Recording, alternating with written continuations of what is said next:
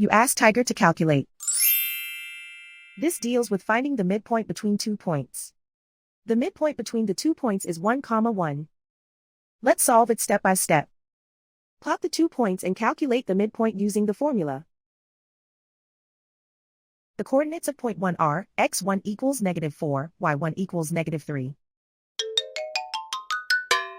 The coordinates of point 2 are x2 equals 6, y2 equals 5. PM represents the midpoint of the 2 points.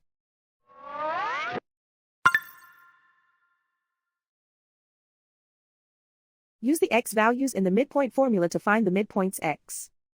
x1 equals -4. x2 equals 6.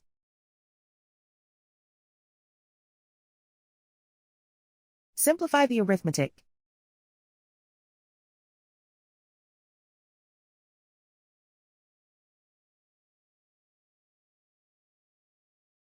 Use the y values in the midpoint formula to find the midpoints y. y1 equals -3.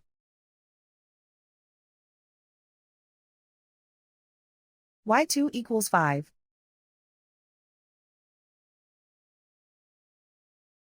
Simplify the arithmetic.